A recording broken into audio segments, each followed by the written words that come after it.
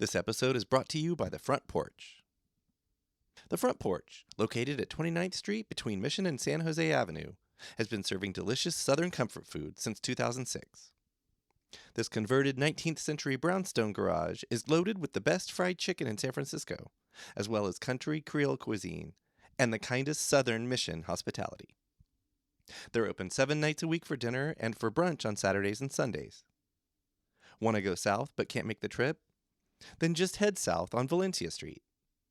Enjoy delicious cocktails from your curated cocktail list. Have a tasty local beer on draft, or a perfectly paired glass of wine with your gumbo, jambalaya, blackened sole, and so much more. Pair it all with a side of friends and family. Write your next story at The Porch, located at the foot of Bernal Heights for nearly 20 years.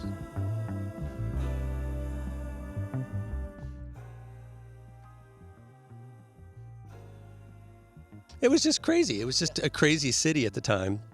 But it was all a little village that felt very safe to me. We'd walk to school, we'd walk to church, we shopped on Clement Street, we had the run of this park, and we knew, most people, at least on our block, if not the surrounding 2 or 3 blocks.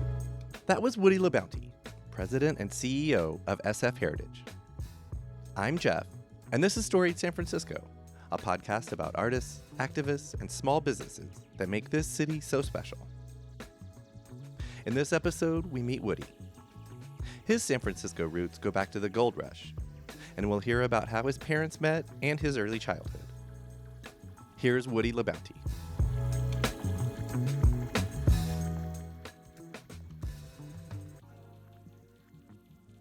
My connections to San Francisco on my mother's side go back to 1850. Is that all? Yeah, that's it.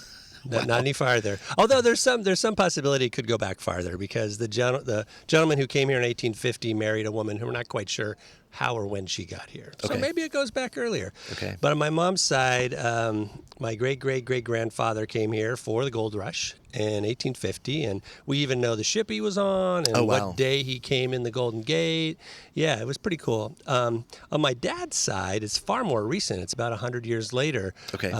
He grew up in Texas, and Can I ask where in Texas? Yeah, Fort Worth. I'm from Fort Worth. Yeah. Amazing. And is his name LaBounty, I guess? Yes, Okay. Stephen LaBounty. Okay. And so his mother, she was a single mom. His dad had died, and they basically were kind of destitute. And his mother had a stepbrother who lived here. Okay. So she moved the family here and lived in a basement apartment about 4 blocks from here. Wow. Yeah, and so that's how they both met at the Donut Bowl, which was over on Geary and 10th where the Boudin Bakery is. Oh, yeah. And then they had me, and the rest is history. Okay. So your dad, roughly 1950s? Late 50s. As a kid? Like, how old was he? He was a teenager. A teenager, yeah, okay. Yeah, he worked in the Coliseum movie theater as an usher and Amazing. And as a fry cook and that sort of thing. Okay. And then can you share with folks the story of how your parents, I guess it happened here? In San Francisco, how they met, how they got together. Yeah, yeah, they met at. That's a crucial moment in your prehistory. For me personally, yes. Other people, I don't know. They met at the Donut Bowl, which was a little donut shop, hot dog place over on 10th near Geary. There was a bar behind it called Tippy's, and it was kind of connected. Mm-hmm. And my dad was working there as a cook, and my mother was in high school. Okay. And your dad worked as a cook at the Donut Bowl? Or? Yeah. Okay. Yeah. And my mother was a high school girl and went there with her friends. They went to Washington High School just up the road. And so they'd hang out there after school, and that's how they met. At the donut shop. At the Donut Bowl. Yeah. There's so much about that I love. And I'm also thinking of, but like Back to the Future. Oh. And now we're talking about you, so it's like time travel here. Yes, I want to keep your photo from fading, so that's why we have to get your parents in there. Sure. Do you know like roughly what year or exact year that they? That would have been, I think, about 1964. Okay. Is my guess. They had me in November 1965. Okay. So. Okay. Yeah. Thank you for dating yourself. Yes. 59. 59. This is a big one this year for you. Yeah. Okay, so they meet about how much, like how long did they court? And then I don't know if my mother wants all these stories out, but I can tell you they My mother came from a fairly respectable family, and but they had a lot of alcoholism in the family, so there was a little bit of tumult and kind of chaos going on in her teen years. And but they kind of looked down on my dad, I think, is the story, because he was kind of just, he seemed almost like a drifter. He was a working boy. Hair slicked back, blue jeans, working in a fry cook. Dropped out of high school. I think he had never got his degree. So it was sort of like, not so much. Yeah. But what happened is my mother got pregnant. Yep. And that sort of changed the calculus in everybody's mind. Yep. And so my dad was like, hadn't told his mother that he was seeing this woman. And the way he told her is he put a picture of her on the piano, and my grandmother said, "Who's that?" And he said, "That's the woman I'm going to marry." Okay. And started the whole story. There was a lot of tumult. My dad was a little slow in getting the proposal out. My mother's brother and father had to go over and kind of like intimidate him at work. Okay. He didn't appreciate that. Wow. Anyway, long story short, they got married in June 65, and I was born in November 65. Okay, so that child that your mother was pregnant with was you. Turns out. It is you? And fade to black. Yes. Okay, and then before we go on with the early parts of your story, do you have any siblings? I have two brothers. Okay. And Younger? Yes. One played professional football for 10 years. Oh. And he was drafted by the 49ers, and he lives up in Oregon and teaches woodshop today. Okay. And my younger brother is, he was kind of the late addition, and he came in. It was like a big event for our entire family. And he works also with children, high school kids, he works at a very sort of underprivileged neighborhood in New Jersey, helping kids get into college. So he's a college counselor. You said he came later, or was a surprise? Can I ask what year? 74. He was born. There's a lot of parallels between your story. We've already had Fort Worth. I was born in 73. Oh, okay, yeah. My oldest brother's born in 65. Yep. There was a surprise pregnancy, that kind of thing. So, definitely. And my brother, Chris, the youngest, he was, my mother, there was preeclampsia, and there was placenta previa, and whatever it was.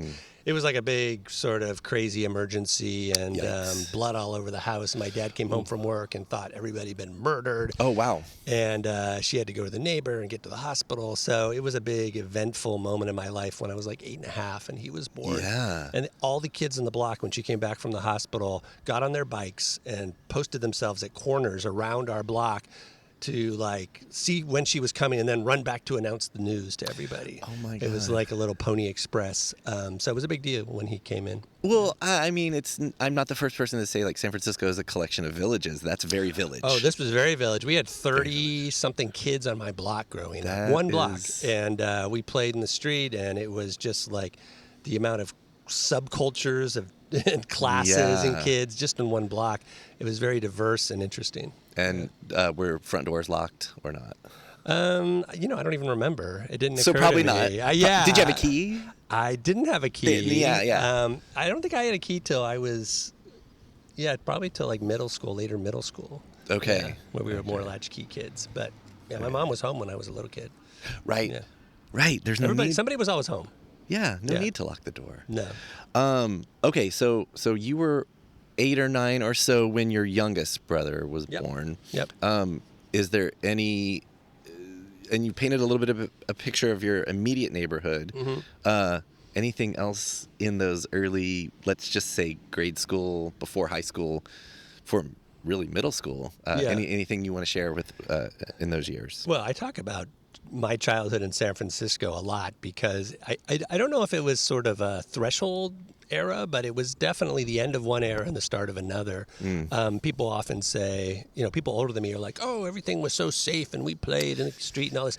And I was like, we had that for sure. We all played in the street. We took the bus to Candlestick Park. We took the bus to the Tenderloin to go bowling. It was very safe for kids in that sense.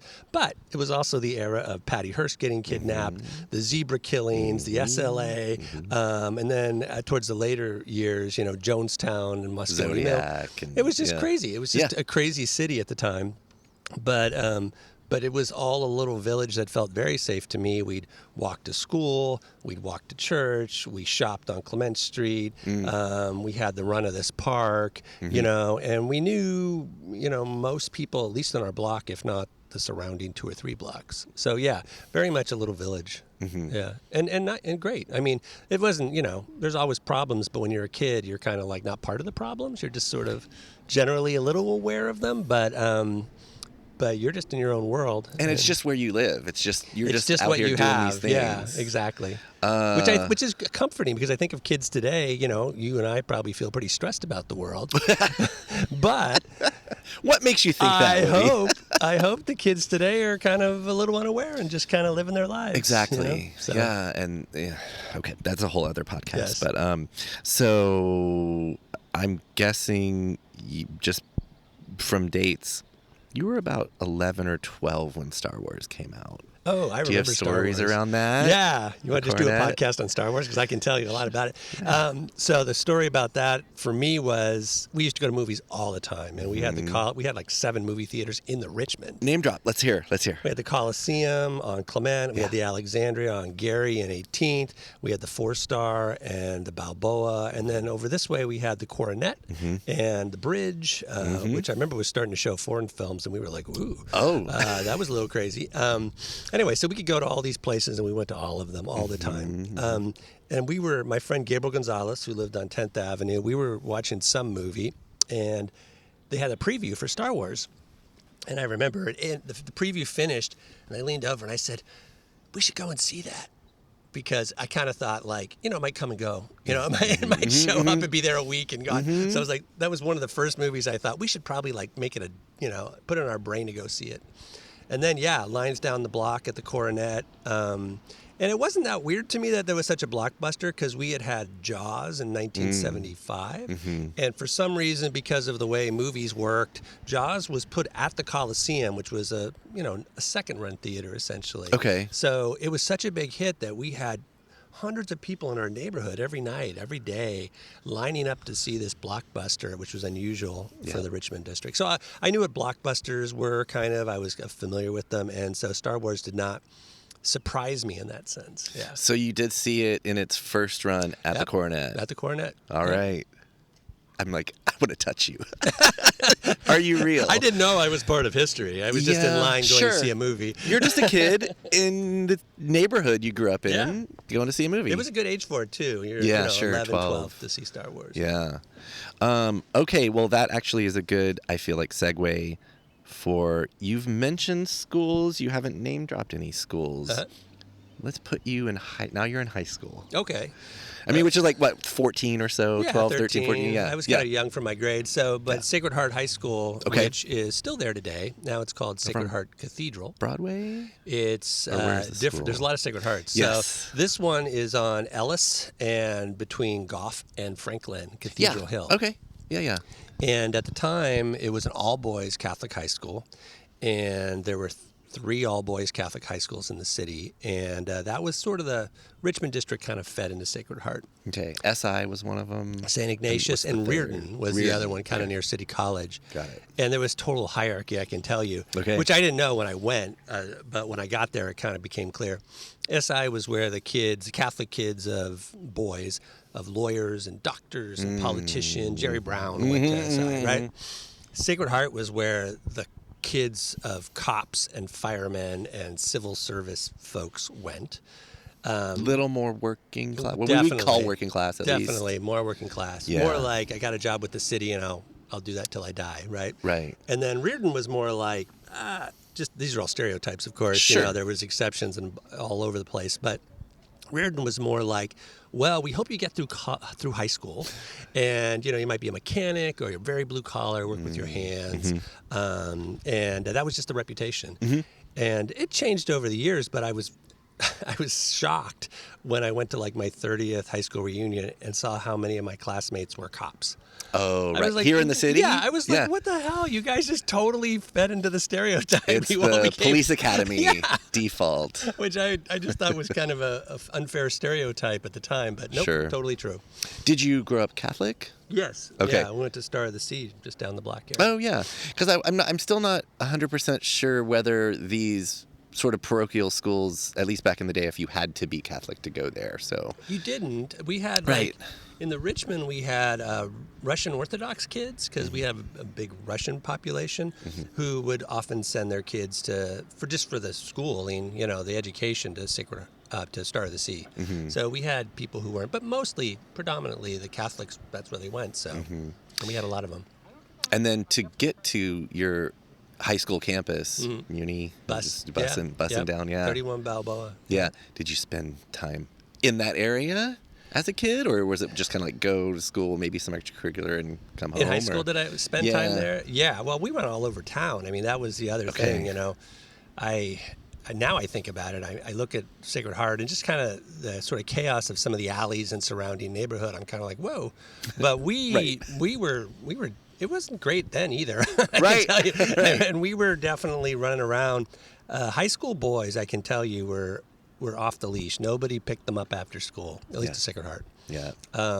Now I think, lines of minivans and parents pick up even their high school kids. But then it was like, nope, you're on your own. So that meant that we had a lot of latitude to sort of bus around town. Yeah. Before the term latchkey, which we've talked about a little bit, it was just kind of like, it was starting, kids just figure it out. Yeah, we figured it out. I mean, I had a lot of friends who worked at the wharf, Fisherman's Wharf, at the parking lot. So we'd go there and play early arcade games. Yes. And the other thing was when you go to an all-boys Catholic high school, and there's only 3 of them, well, there's like 7 all-girls Catholic high schools. Okay. So if you want to meet a girl, you have to go to the high schools and hang out after school, and as they come out of school and just chat them up. So there's a lot of that too. Okay, you're speaking in third person here. Is that something you did? Yeah, of course. Yes. Of course. Yeah. Yes, I'm just giving you advice. If you time travel back as a Catholic Yes. boy into the early 80s or late 70s, this is what you do. Is this chasing girls? Is that what y'all did? Like, what did... Well, I'd like to pretend that I just put myself in a position to be noticed rather than chased. But yeah. I'm also thinking. So this is like the late 70s. Late 70s, early 80s. Yeah. San Francisco is never not going through it, but like specifically what was happening, and you've sort of touched on some of the, I guess, scary parts. Yeah. Yeah. But were you going to the Haight-Ashbury? Like, were you in any of the countercultural sort of milieus, like North Beach or the Fillmore or anything like that? So the statute of limitations is Yes. passed. So I can tell you what I did. I was also, no one listens to this podcast. Excellent. So. Perfect. The perfect kind. I was definitely, like I said, I was definitely on no sort of curfew, really, no really supervision. And so I had friends who were similarly, like my best friend, Rich Lanier, his mother worked at night, slept during the day. So we were just kind of off. And I definitely went to a lot of places where I was underage. Some of them being on Haight. I went to the I-Beam to go dancing. We'd go to North Beach. Did they card then? Were there age limits? Like we tried to go to places where they wouldn't card. Right. But then there's strategies to avoid getting carded. Sure. And then there's sort of fake IDs, which were a lot easier to sort of create at the time. We would the California licenses were kind of papery, and you could what we called chalk them, which was you'd use chalk to kind of like rub into where the 5 in 1965 would be, and then use a soft lead pencil to make it a 1, right? So these were little things that you could do then. So that was last resort because you hope they didn't see it. But so we went to the I-Beam. We went down to the Triangle, which was in the marina, and definitely started being a hot place to be on Fillmore and like Filbert area. Was that a dance club as well, or you danced, but it wasn't a dance club. It was more like a bar. And I was for a very short time I was a DJ at the Pierce Street Annex when I was underage. Oh shit! Yeah. And the way we did that was we got in one night not getting carded. Then I introduced myself to the bartender, And then I just tried to go when she worked. And when I got to the door, I'd say, "Hey, Stacy," and just kind of walk by the doorman, right? Very slick. Yeah. But then they asked me to be the DJ on Sunday nights, and I was like, I wonder if my Social Security number will give away my age. Oh, right. I was totally worried. Anyway, so yes, the hate. I had my first espresso in North Beach at Enrico's. Yes. Back when you couldn't get an espresso except in like 3 or 4 places in the city. And were they all in North Beach? Yeah, there was one, the Surf Theater in the Outer Sunset. They had like a little cafe where you could get it. And there were starting to be little cafes. Probably an espresso machine they imported from Italy some and giant, weighed 1,000 pounds. Yeah, like the size of a Chrysler or something. Yeah, for sure. So yeah, I definitely ran around town and enjoyed the cultural vitality of the city in the late 70s, early 80s. Fillmore, Winterland, any of that stuff? I didn't go to the concerts so much. Okay. We would go to Day on the Green and get on BART and go to Oakland. But the Fillmore was rough then. I got to tell you, it was like, even for like a high school kid, it was just a little like, you're talking about the neighborhood, not the venue. Yeah. Right. Yeah. No, I didn't go to the Fillmore. Those were harder to get in when you're underage too. Right. If it was a place that they were a little stricter. More of a production. I remember when they tore down Winterland and all that, but no, the music, the concerts and stuff, I wasn't really a part of that so much, except for some of the early punk stuff that was happening at Mabuhay Gardens and places. So, you want to tell us any of the bands that folks might recognize that you saw? It was definitely like the era of the Tubes and the Dead Kennedys, and it wasn't my scene so much. I was more like, I wanted to be a beatnik, and I kind of wanted to hang out in jazz clubs. Sure. And some of my friends were definitely into punk, and I was also a little attracted to R&B, so I very much liked sort of late disco, and I was all part of that. I loved all this sort of R&B music and funk and Parliament and that sort of thing. So I just felt like punk was just a little bit too much like, oh man, I'm just worn out. It was too much for me. It was just too much for me. Already at a young age. Yeah, I didn't want to jump in a mosh pit. I didn't want to brawl with people. I was also interested in girls, and this is one thing they probably don't tell you. It was not a great place to pick up girls at punk shows. Right. Unless you wanted one specific kind of girl. But it was, I come from a different part of the country, but it was largely dudes. Masculine energy. Yeah. And I mostly went out to meet girls. Yeah. I would think cafes. Cafes are great. Beatnik. Oh, I'm just reading this, T.S. Eliot collection of verse and... Yeah. Oh, me, I'm studious. Yes, trying to be the bohemian serious. poet was a much better angle for me. Do you want to name drop any of the cafes that you might have hung out in? No, they were all like the basic ones you could think of. Any of them still here? No, most of them are gone. Yeah, I remember like when Enrico's was like the place we would go when we wanted to be like bohemian. And then like when we talk about cafes today with the cafe culture we have, we didn't really have that until like the mid 80s, I got to tell you. Right. You didn't just go and get a latte and sit and, it was more like you had to go to some place like Vesuvio's or down to North Beach if you wanted that. Out here, even getting a coffee, it was more like a donut shop. Right. You'd go to the donut shop to get coffee. Right. Simple Pleasures, where I still go. I'm there Friday mornings and early mornings if you want to say hi to me. I'm writing in haiku or my journal or something. But that was there in the mid to late 70s, and I didn't start going there till probably 79. Okay. But that was an outlier. That was really weird to have these sort of, you can go to Haight and the Owl and Monkey on 9th Avenue in the Inner Sunset, but there weren't that many of them. It's not the explosion and the sort of saturation we have now. Yeah, and of course now, literally 2025, and for some time now, a cafe means laptops. Right. A cafe is where you work. Sea of laptops. It's not where you meet women and talk about poetry. Is that what are they working? Is that what they're doing? I don't know. I try to respect their privacy. That too, yeah, no, and I try not to be the old man of like, but Too late. I'm like, close the clamshell and talk to your neighbor. Okay, I'm a big fan of third spaces. Yeah, right. You meet people and chat. Right. Okay, so anything else in your high school days before we move on? No, I think we move on. We're probably at hour 1, right? Something like that. Yeah, 1:34. Okay, so high school. You graduated? I did graduate. And then? And then I went to UC Berkeley for 1 year. Oh, you left the city. You really flew the coop. I'll use this sort of I use the saying my old friend Paul Rosenberg used to say. I went back east for college. Yep. As in the East Bay, UC Berkeley. So I got in there. I pretty much talked my way into UC Berkeley, and then when I was accepted, we were low income, so I had sort of an EOP thing that I should have taken advantage of. But I was not happy there. I was mostly trying to find a girlfriend. Yeah. But the classes I did take in the 1 year I was there were all like history classes and literature classes because I like stories and writing and. Which is how we know each other, because you're stories, and I love literature, I love stories, and I love history, which is nothing but the stories of us. So that's what I did. I was gonna ask, like, not everyone who goes right into college goes into college like for academics. They might just be like, this is what I'm supposed to do. Yeah. Was it more that?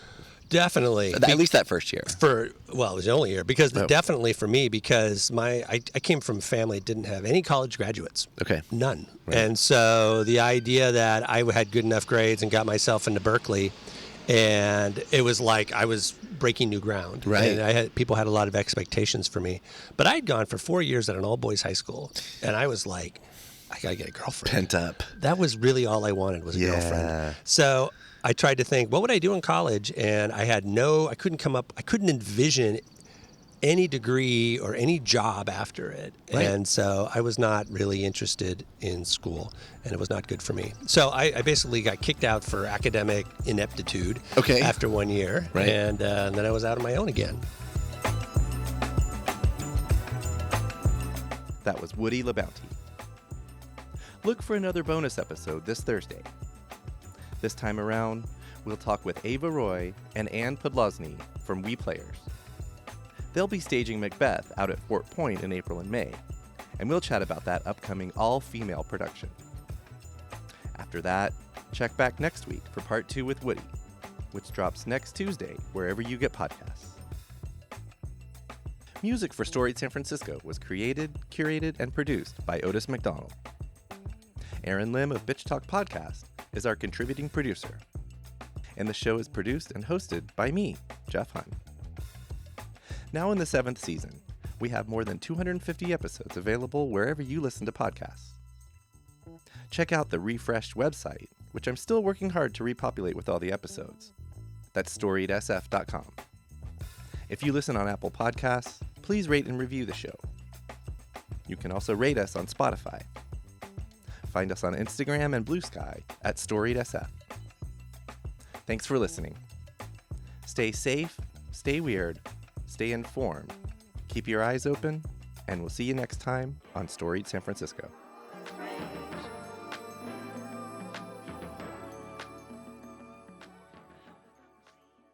We acknowledge and respect the first humans of the unceded land we call San Francisco, the Ramaytush Ohlone. We condemn the genocide of these and other tribes across the Western Hemisphere. We honor their legacy and history, and we support rematriation and sovereignty efforts. This podcast is a proud member of the BFF.FM podcast network. Learn more at podcasts.bff.fm. BFF.FM, best frequencies forever.